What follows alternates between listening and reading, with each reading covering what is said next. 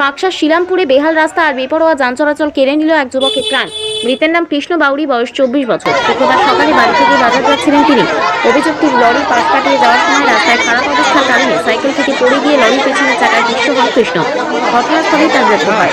এই মর্মান্তিক ঘটনাকে কেন্দ্র করে এলাকায় উত্তেজনা ছড়িয়ে পড়ে। ক্ষুব্ধ জনতা একটি লরি ও একটি ডাম্পার ভাঙচুর করে এবং রাস্তা অবরোধ করে বিক্ষোভ শুরু করে। খবর পেয়ে পুলিশ ঘটনাস্থলে পৌঁছালেও পুলিশকে ঘিরে ধরে বিক্ষোভ প্রকাশ করেন তারা। স্থানীয়দের অভিযোগ, প্রতিদিনই এই রাস্তায় বেপরোয়াভাবে ভারী গাড়ি চলাচল করে। উপরন্তু রাস্তার করুণ দশার জন্য পথ চলা হয়ে উঠেছে ঝুঁকিপূর্ণ। বহু স্কুল পড়ুয়াকে প্রতিদিন এই পথ দিয়ে যাতায়াত করতে হয়। ফলে ছোটখাটো দুর্ঘটনা নিত্যদিনের ঘটনা। গ্রামবাসীদের দাবি, অবিলম্বে রাস্তা মেরামতের পাশাপাশি ভারী গাড়ি চলাচলের নিয়ন্ত্রণে কার্যকর ব্যবস্থা নিতে হবে, নইলে এমন দুর্ঘটনা আরও ঘটতে পারে বলে আশঙ্কা প্রকাশ করেছেন তারা। ছেলেটা সাইকেল নিয়ে আস্তে আস্তে পেরোচ্ছিল, এসে দেখলাম গাড়িটাও পেরোচ্ছিল, গাড়িটা ড্রাইভার ফোনে ব্যস্ত ছিল, ছেলেটা পড়ে গেল, কি আরই করলো না, আর ছেলেটাকে চিপে দিয়ে চলে গেল। এরকম কি মানে বেপরোয়া গাড়ি কি প্রতিদিনই চলে? প্রতিদিন আইনে চলে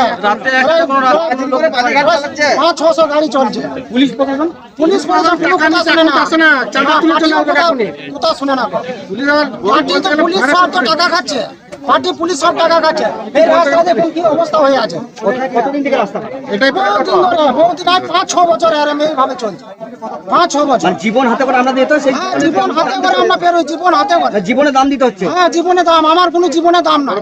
রাস্তা বেরোলে জীবনে কোনো দাম নাই। কি চাইছেন আপনারা? আমরা চাইছি যে রাস্তা করতে গেলে ভালো হবে, রাস্তা বন্ধ হয়ে যাক, আমরা বালিঘাট বন্ধ হয়ে যাক, কারণ আর কোনোদিন জন্য এরকম ঘটনা না হয়। আপনার নাম? আমার নাম কার্তিক বাউরি।